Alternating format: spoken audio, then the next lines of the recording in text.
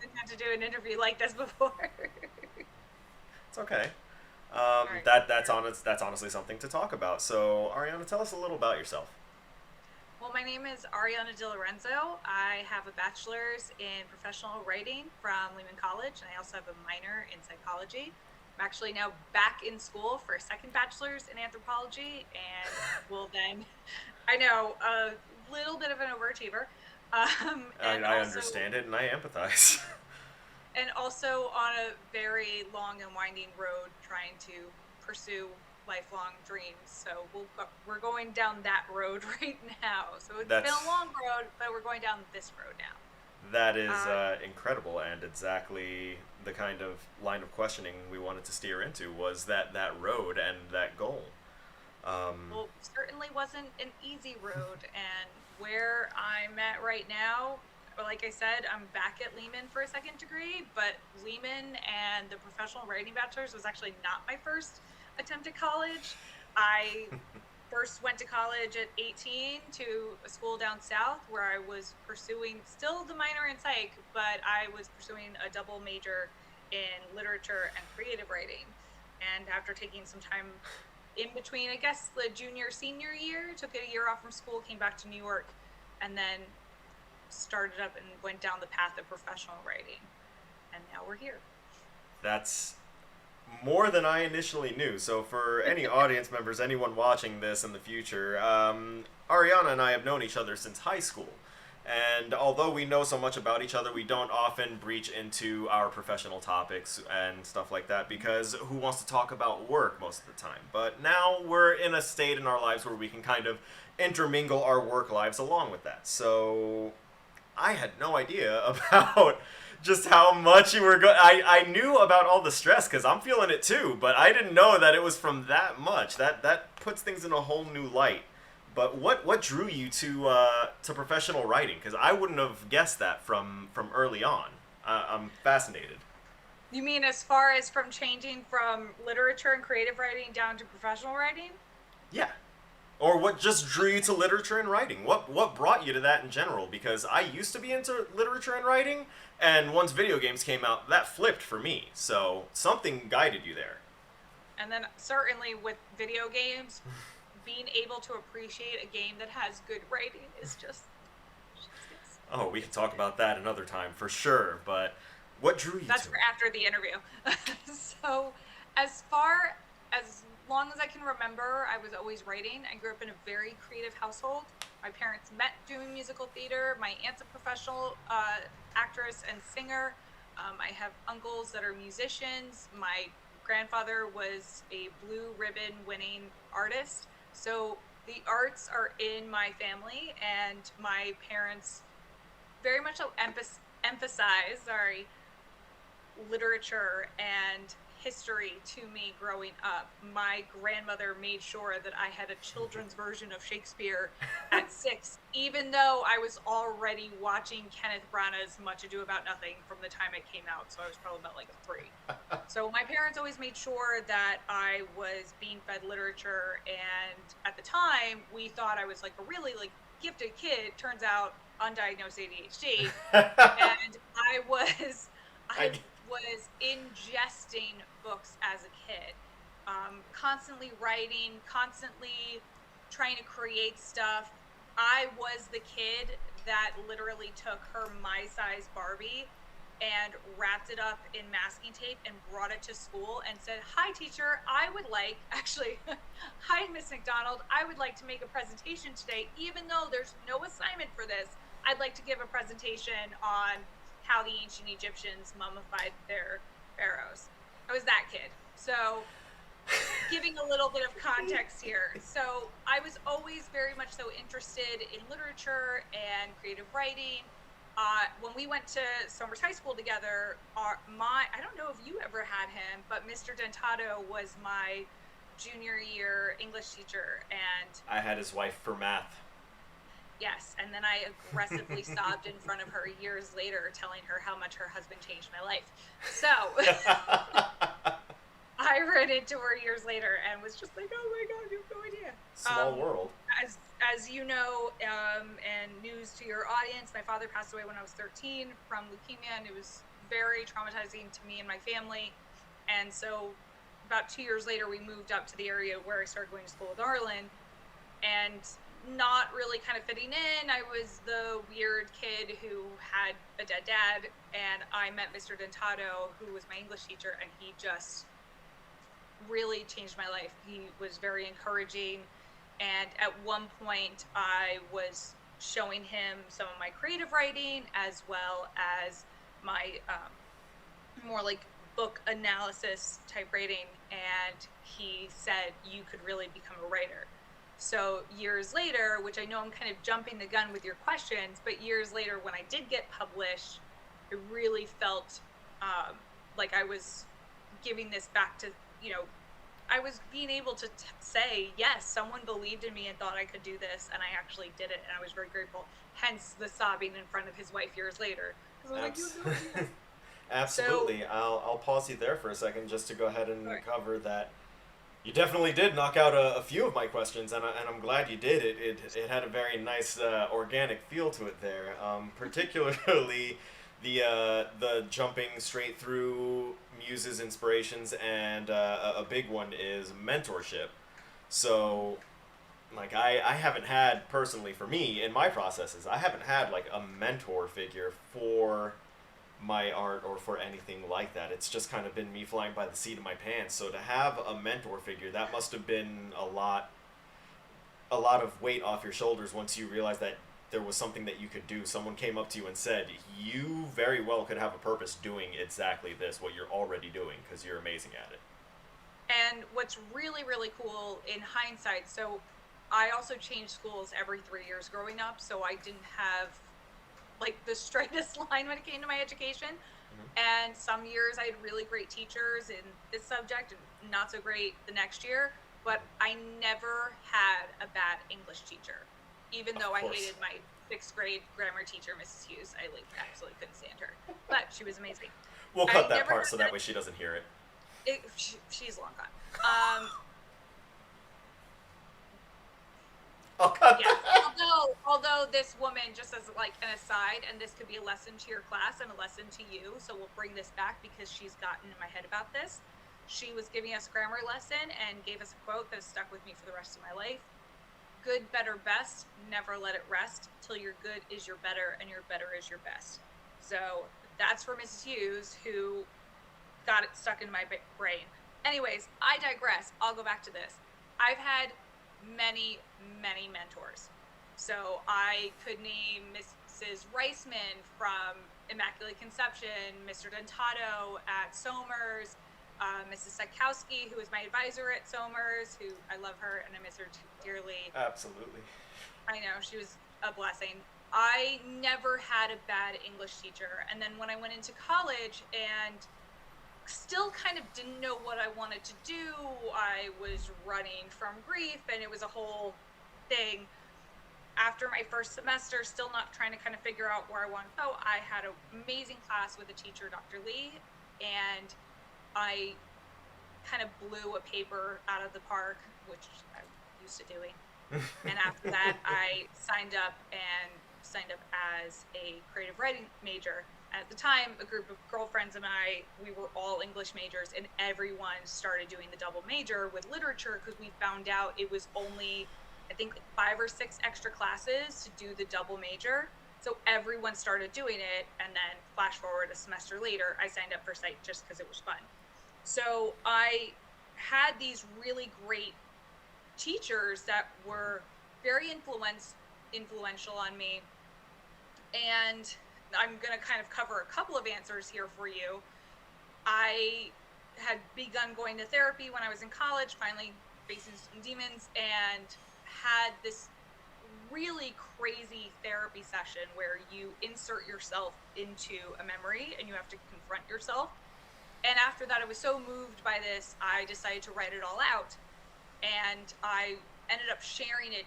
It was just something to write for myself. And I ended up sharing it with one of my professors. And I'm still in Tennessee at this point. I haven't left. And that professor made the comment and said, you have a really like strong knack for creative nonfiction.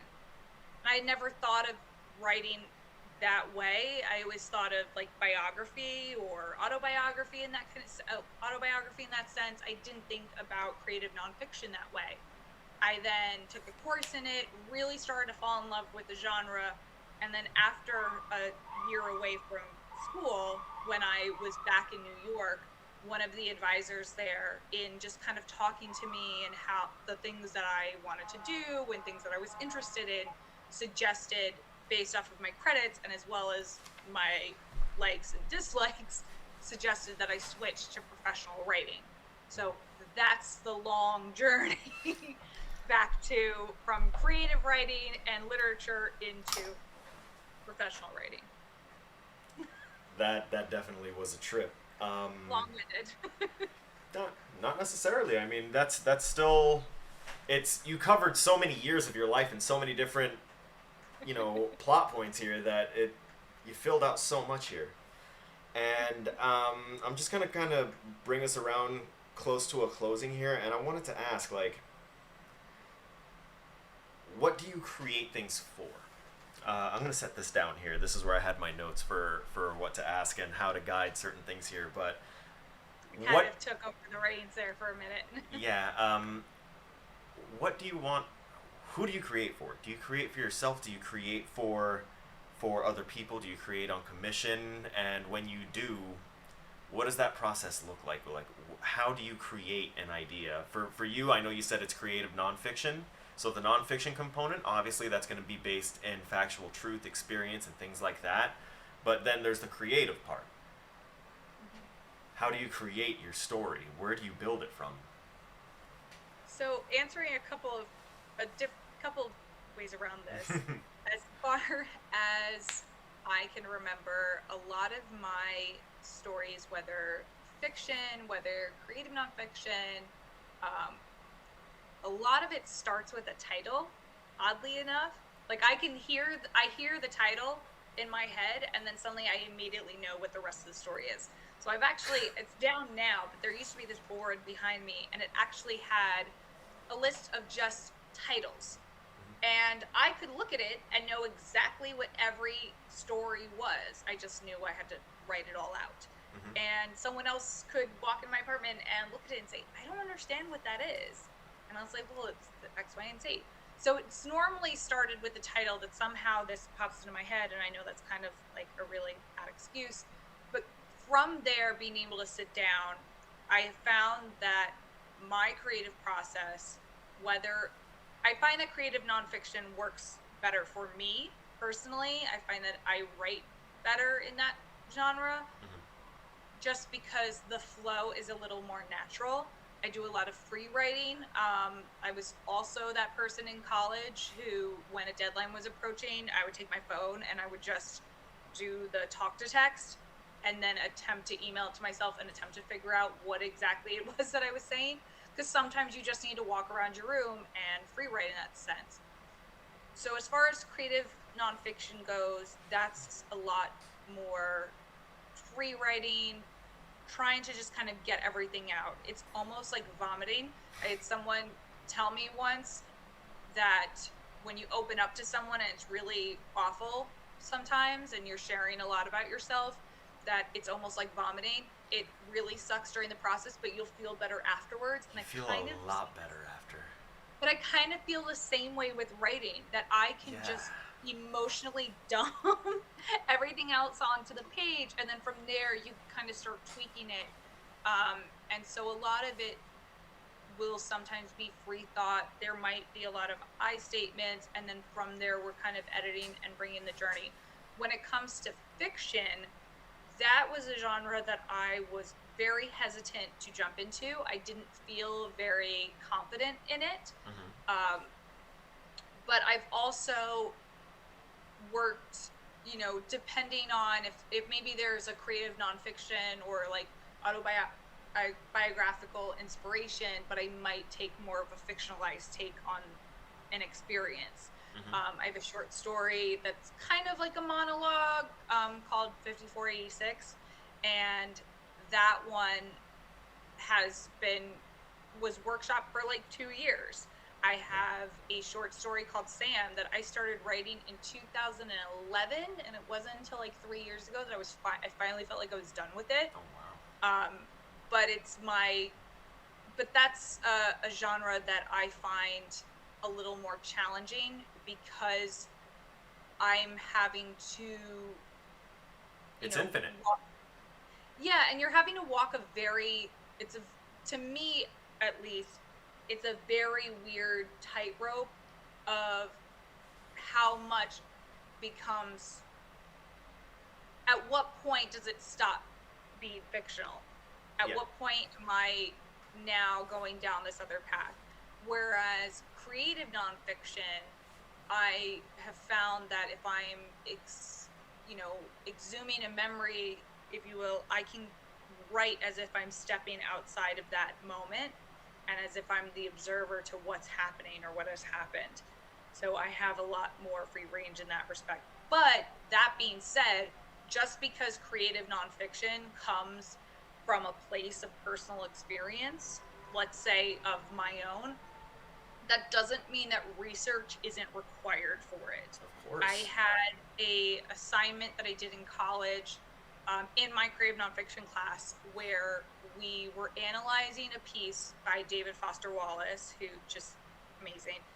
And the piece that we were examining was not about his experience on 9/11. So I wrote a story about my own experience on 9/11, which, spoiler alert, I was a very ignorant and child that didn't know what was going on. And what I did instead was I wrote out my experience and then contrasted it as best as I could and actually like broke apart the essay with what was actually happening in New York City. And for the first time in my life, I interviewed my family because I only had the recollection, the memories of a 10-year-old who didn't know what was happening. Yeah. So suddenly here I am 10 years later, and to answer your question from the beginning, have I ever been interviewed? One of the interviews I've done was regarding the 10th anniversary of 9/11 because I was a New Yorker living down south, and my school interviewed me along with other students. And so I wrote this paper, and I was interviewing my family members. I interviewed family members that were literally under like a block away when this happened. And I tried my best to be as faithful to the actual events to actually match up timeline. And so this way you could say, okay, at this time, this is what's happening. And then this is what's happening in the school. So I'm then 10 years later having to actually watch footage to track down timelines. And it was a very weird experience to say, and weird doesn't even kind of begin to cover it. But even though I was writing about my own personal experience, it's not okay to not be faithful to the history that was actually happening. So I had to make sure I was doing the research. Absolutely, and taking that step, I want to say, just me personally, I'm going to give you a round of applause for that, because to be able to taper your own experiences with actual fact and outside knowledge and stuff, because one's own experiences can create a really like rose tinted view of things, for a lot of different subjects, and it can really hamper communication between people. But you went above and beyond to make sure that you communicated with everyone that had other experiences, and then combined it and communicated the whole story. And that's amazing. That is something that I think that only a talented author can actually do. Well, I mean, and in addition to that, because our school, for context, had a code word, so they didn't actually tell the students what was happening. And I contacted my mother to be like, okay, well, this is what I remember. Can you explain to me the process of how the school contacted the parents? Because we also, again, this was when I was at a brand new school and had only been there less than a week when this happened. Yeah. So I had to contact my mother and find out exactly, like, what could she, to the best of her knowledge, remember to try and help fit it better into context. So even though I know that I might be slightly off with this as far as, like, I know the order of events that happened in my classroom, I can then only say, okay, well, when the teachers left, it must have been around this. because this is what happened beforehand and this is what happened afterwards. So the best of my ability has to happen here. Mm-hmm. And being able to accept that, you know, if I need to put a disclaimer or something like that, you know, that's its own case of having to do research versus the piece that I had published, which also goes along with the other time I was interviewed. Um, that one involves, it's wholly and fully just me. Mm-hmm. I'm not having to rely on the memories of someone else or having to unplug research. I'm, Yeah. you know, again, vomiting onto the page my own experiences. Yeah.